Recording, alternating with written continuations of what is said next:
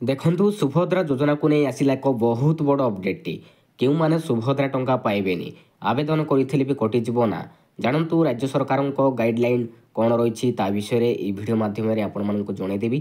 ଯେଉଁ ମହିଳାମାନେ ନିମ୍ନଲିଖିତ ମାନଦଣ୍ଡ ମଧ୍ୟରୁ କୌଣସିଟି ପୂରଣ କରନ୍ତି ସେମାନେ ଏହି ଯୋଜନା ଅଧୀନରେ ଲାଭ ପାଇବାକୁ ଅଯୋଗ୍ୟ ହେବେ ବା ସେମାନଙ୍କର ନାଁ କାଟି ଦିଆଯିବ। ସୁଭଦ୍ରା ଯୋଜନାରେ ସାମିଲ ହେବାକୁ ଥିବା ମହିଳାଙ୍କ ବୟସ 1 ଜୁଲାଇ 2024 ସୁଦ୍ଧା 21 ବର୍ଷରୁ କମ୍ ହୋଇନଥିବା ଆବଶ୍ୟକ। ସେହିଭଳି 60 ବର୍ଷରୁ ଅଧିକ କୌଣସି ମହିଳା ସୁଭଦ୍ରା ଯୋଜନା ସାମିଲ ହୋଇପାରିବେ ନାହିଁ। ଏମାନେ ଯଦି ଆବେଦନ କରିଥିବେ ନା କଟିଯିବ।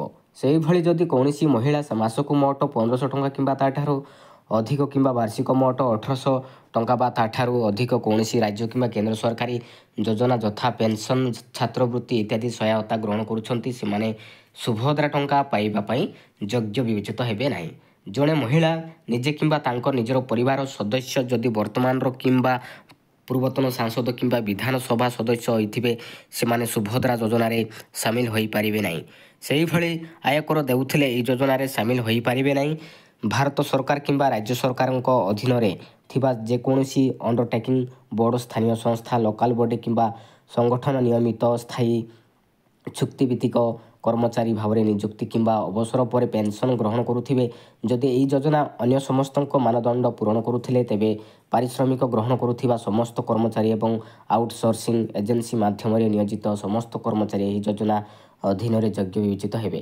ଯଦି ଆବେଦନକାରୀଙ୍କ ପରିବାରର ଜଳସେଚିତ ଜମିର ପରିମାଣ 5 ଏକରରୁ ଅଧିକ ଓ ଅଣ ଜଳସେଚିତ ଜମିର ପରିମାଣ 10 ଏକରରୁ ଅଧିକ ହୋଇଥିବ ସେମାନେ ସୁଭଦ୍ରା ଟଙ୍କା ପାଇପାରିବେ ନାହିଁ। ସେହିଭଳି ଟ୍ରାକ୍ଟର, ମିନି ଟ୍ରକ୍, ଛୋଟ ବାଣିଜ୍ୟିକ ଯାନ ଏବଂ ଅନ୍ୟ ସମାନ ହାଲୁକା ସାମଗ୍ରୀ ଯାନ ବ୍ୟତୀତ 4 ଚକିଆ ଗାଡ଼ି ଥିଲେ ସୁଭଦ୍ରା ଟଙ୍କା ପାଇପାରିବେ ନାହିଁ। Thank you.